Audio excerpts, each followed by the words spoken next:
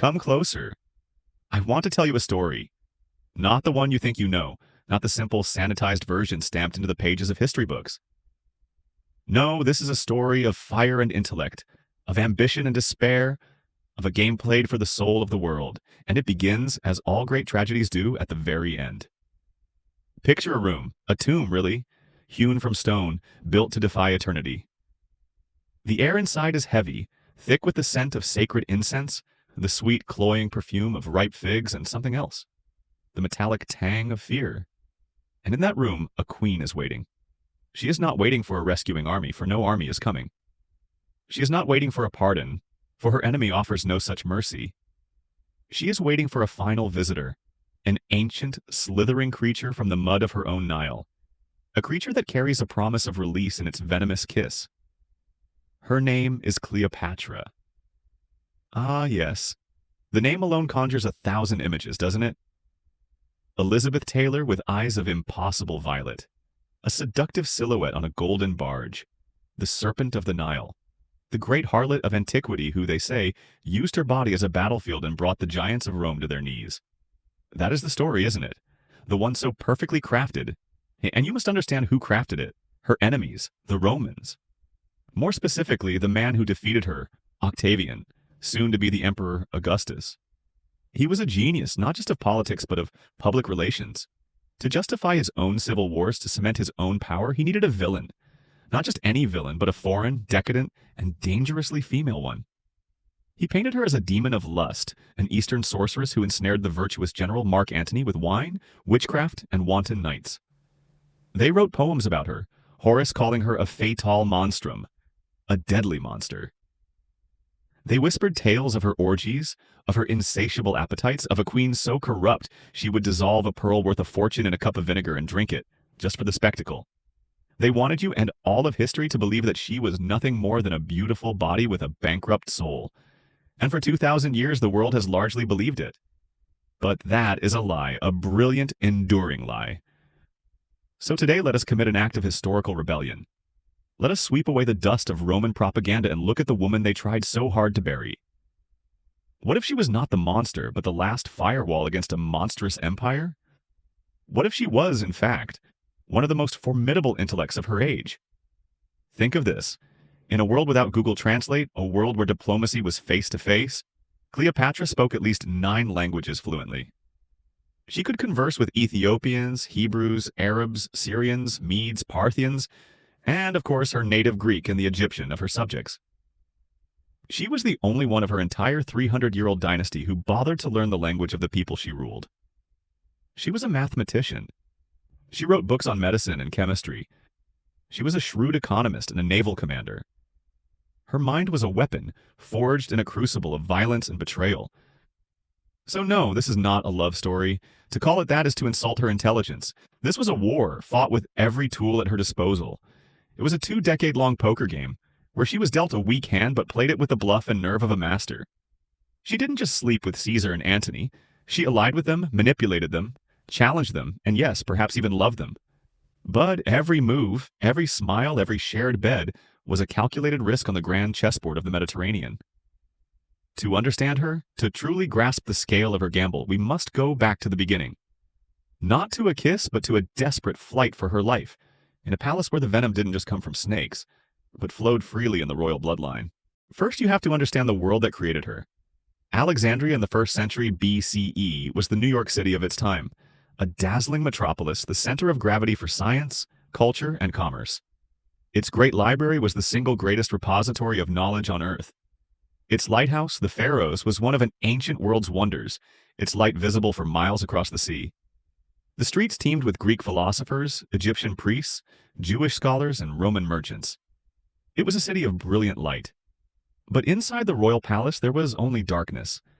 This was the home of the Ptolemies, a Greek dynasty that had ruled Egypt since the death of Alexander the Great. And they had a rather unsettling family tradition, a practice that made even the worldly Romans recoil. Incest. For 3 centuries, brother had married sister, uncle had married niece. Their goal was to keep the divine bloodline pure. The practical effect was to create a closed-off, paranoid pressure cooker of a family where sibling rivalry wasn't about stealing toys, but about stealing thrones and lives. Cleopatra grew up breathing this poisonous air. She saw firsthand how her older sister Berenice had temporarily usurped the throne from their own father. She knew from childhood that family was not a source of safety, but your most immediate and dangerous competition. She learned to trust no one. Her father, Ptolemy XII, was known as audacious, the flute player, a nickname that was not a compliment. It was a mockery of his obsession with trivialities while his kingdom crumbled. He was a weak, ineffective ruler, and worse, he was a puppet of Rome. To secure his shaky throne, he had paid an astronomical bribe of 6,000 talents, a significant portion of Egypt's entire annual revenue, to the Roman strongmen Pompey and Caesar. This bribe put Egypt in crippling debt to Roman bankers and effectively turned the ancient kingdom into a client state. Cleopatra watched as Roman officials strode arrogantly through her palace, and she learned a bitter lesson. Weakness invites predators. And Rome was the greatest predator the world had ever known. So she prepared herself. While her siblings schemed and partied, Cleopatra forged herself into a weapon. She didn't just learn languages, she devoured texts on philosophy, rhetoric, and military history. She understood that to beat the Romans, or at least to survive them, she had to understand them, to speak their language of power, to anticipate their moves. She was preparing for a war that she knew, with chilling certainty, was coming. When her father finally died, his will was a political time bomb. It decreed that Cleopatra, then a sharp, ambitious 18-year-old, must rule jointly with her younger brother, the 10-year-old Ptolemy XIII. And naturally they were to marry, but a 10-year-old boy does not rule. His advisors do. A powerful eunuch named Pothinus, a treacherous general named Achilles, and a stuffy tutor named Theodotus formed a cabal that held the real power. They looked at Cleopatra, so intelligent, so independent, so unlike the pliable royal women they were used to, and they saw a mortal threat to their influence. They didn't want a queen. They wanted a figurehead. Cleopatra refused. She began making decisions on her own, issuing decrees, and even minting coins that bore only her face, a clear and defiant break from tradition. She was telling the world and them that she was in charge. It was a brave move, but a reckless one. The cabal moved against her. They used their influence to turn the notoriously fickle mobs of Alexandria against her, and she was forced to flee for her life, driven from her own city. She ended up in exile in the desolate wastes of Roman Syria, a queen with no kingdom, no money, and no army to speak of. For any other 20-year-old princess, this would have been the end, a forgotten footnote in a bloody dynasty. But you must remember, we are not talking about just anyone. We are talking about Cleopatra. Cornered and alone, she did not despair. She acted. She used her family connections in the region and her own sheer force of will to raise a small mercenary army. She was preparing to fight her way back home. She was watching, waiting for an opportunity, a crack in her enemy's armor. And that opportunity came sailing across the Mediterranean, a man who held the fate of the world in his hands. His name was Gaius Julius Caesar. So, Caesar arrives in Alexandria in 48 BCE. Let's be clear, he's not on vacation. He is the victor of a brutal civil war, having just crushed the armies of his last great rival Pompey. He's chasing Pompey, but he's also following the money. Rome and Caesar himself are deeply in debt from years of war, and Egypt is the richest piggy bank in the world. When he lands, he's presented with a ghastly gift. The advisors of the boy king Ptolemy XIII, in a staggering act of political stupidity, had murdered the fleeing Pompey and now presented his severed head to Caesar, expecting gratitude. Caesar's reaction was one of theatrical horror. He wept publicly. Was it genuine grief for his former son-in-law? Unlikely. It was a masterstroke of public relations. By mourning his fallen enemy, he showed his own clementia, his mercy, contrasting it with the barbarism of the Egyptian court. More importantly, it gave him the perfect pretext to intervene.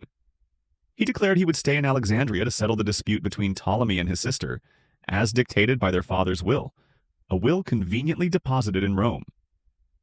In reality, he was acting as a judge, jury, and repo man, all in one. This was Cleopatra's moment. Trapped out in the desert, she knew she couldn't win a conventional fight. Her brother held the capital city, and now he had the most powerful man in the world as his guest. She had to get to Caesar to plead her case in person, but how? The city was sealed to her. This is where her genius for the unexpected, for the psychological gambit, truly shines. She didn't try to send a message. She decided to deliver herself. The plan was as audacious as it was dangerous. She had her most trusted servant, a Sicilian named Apollodorus, roll her up tightly inside a common bed sack, or, as the legend famously has it, a fine Persian carpet. I want you to really think about the sheer nerve this required. To place your life and your entire future in the hands of one man, to be bound and helpless in the dark, smuggled like contraband past your brother's guards, any one of whom would have killed you on sight. It was a desperate all-or-nothing roll of the dice. Apollodorus, posing as a humble merchant with a special gift for Caesar, carried the bundle on his shoulders, bluffed his way into the palace, and went straight to Caesar's private chambers. Imagine the scene. Caesar, now 52, a man who had conquered nations and bedded queens, a man who thought he had seen everything, is likely preparing for his evening. In comes this servant, unceremoniously dumps a rolled-up carpet at his feet, and pulls the cord. And out tumbles a 21-year-old woman. Disheveled, probably dizzy, but with eyes, they said, that blazed with an untamable fire. She stood, dusted herself off, and began to speak. The ancient writers, even those hostile to her, agree on what happened next. Caesar was utterly captivated. It wasn't just her looks, she was attractive, certainly, but not the otherworldly beauty of legend. It was her voice, which Plutarch described as being like a multi-stringed instrument. It was her charm. And above all, it was her intellect. She didn't plead or cry. She argued. In fluent Greek, she laid out her legal claim to the throne, demonstrated a keen understanding of Roman politics, and subtly appealed to Caesar's famous ego and his appreciation for audacity. She wasn't a problem to be solved. She presented herself as the solution. A strong, intelligent partner who could stabilize Egypt and guarantee its loyalty and, more importantly, its grain supply and treasury for Rome. Let's be clear about what happened that night. They became lovers. But this was no whirlwind romance. For Caesar, it was a delightful and politically expedient bonus. For Cleopatra, it was the closing argument of her legal case, an alliance sealed in the most intimate way possible. She had gambled everything on her ability to impress one man, and she had won the jackpot. The next morning, when the boy king Ptolemy XIII arrived for his audience with Caesar, he was met with the sight of his hated sister sitting comfortably beside the Roman dictator, chatting as if they were old friends. In that single moment, the boy knew he had been outplayed. The power in Alexandria had shifted. His clumsy attempt to control Caesar had failed, and in his rage he incited the city to war against the Roman occupiers. But it was too late. Cleopatra now had the greatest general of the age, and his legions on her side. The ensuing conflict, the Alexandrian War, was no simple affair. Caesar found himself besieged in the palace district, vastly outnumbered and fighting for his life in brutal street-to-street combat. His famous luck almost ran out. At one point, he had to swim for his life in the harbor, his purple cloak held in his teeth, his other hand holding precious documents above the water. It was during this chaos that a part of the great library of Alexandria accidentally burned, a tragic loss to the ancient world. Throughout this desperate struggle, Cleopatra was not a damsel in distress, cowering in a back room. She was a crucial partner, providing local knowledge, rallying her supporters within the city, and proving her worth as a steadfast ally under fire. With the eventual arrival of Roman reinforcements, Caesar crushed the opposition. The young Ptolemy XIII, drowned in the Nile during the final battle, weighed down by his own golden armor. A fittingly ironic end. With her brother gone and her rebellious younger sister Arsinoe captured, Cleopatra was now the undisputed ruler of Egypt. To keep up Roman appearances, Caesar had her marry her even younger brother Ptolemy XIV, but this was a pure formality. Everyone knew who held the power, and then she gave Caesar the one thing his Roman wives never could: a son. He was officially named Ptolemy Caesar, but the entire city of Alexandria, with a wink and a nod, called him Caesarion, Little Caesar. This was a political bombshell. For Caesar, a man obsessed with his legacy and lacking a male heir, this child was a tantalizing possibility. For Cleopatra, he was her ultimate trump card, a living link between the ancient lineage of the pharaohs and the future of Rome. Their legendary 2-month cruise down the Nile after the war was far more than a romantic getaway. It was a calculated display of power and wealth. On a magnificent floating palace, trailed by hundreds of other vessels, she showed Caesar the heart of her kingdom. This wasn't just sightseeing. She was showing him the inexhaustible agricultural wealth that could feed Rome's masses, the gold mines that could fund his legions, the ancient stable civilization that could be the bedrock of his new world order. She was demonstrating her value. This, she was implicitly saying, is what I bring to our partnership. But Cleopatra's ambitions didn't end at the Nile. In 46 BCE, she made her move on Rome itself. She arrived not as a conquered vassal, but as a visiting head of state, bringing Caesar's son with her. Caesar installed her in a lavish villa across the Tiber where she held court, and Rome was profoundly scandalized. You have to understand the Roman psyche. They were deeply xenophobic and virulently misogynistic. The idea of a woman holding real political power was abhorrent. The idea of a foreign Eastern queen doing so was a nightmare. They saw her entourage of eunuchs and her confident intellectual bearing as symbols of everything decadent and un-Roman. The great orator Cicero, after a visit, wrote scathingly of her arrogance. He, like many of the old guard, despised her. Caesar, at the height of his power and arrogance, seemed to delight in their outrage. In his most provocative move, he commissioned a life-sized golden statue of Cleopatra and had it placed inside the temple of Venus Genetrix, the mythical mother of his own family line. He was putting his foreign mistress, the mother of his illegitimate son, on a pedestal next to a Roman goddess. It was an act of breathtaking sacrilege and political blindness. For his growing number of enemies in the Senate, this was the final proof. This woman was not just his mistress, she was a symbol of his monarchical ambitions. She was the queen they so feared he would become king for. She had become a lightning rod in the charged political atmosphere of Rome. And when the storm finally broke on the Ides of March, 44 BCE, when the daggers of Brutus, Cassius, and the other conspirators found their mark, Cleopatra's world was shattered. Imagine the terror of that moment, the news spreading through the city like wildfire. Caesar is dead. The man who was her protector, her partner, the father of her child, the entire foundation of her global strategy had been butchered on the floor of the Senate. The political situation descended into chaos. Mobs ruled the streets. The assassins were hailed by some, hunted by others. For Cleopatra, a foreigner so closely associated with the slain tyrant, and for her son Caesarion, a boy whose very existence was a threat to many, Rome was no longer a place of opportunity.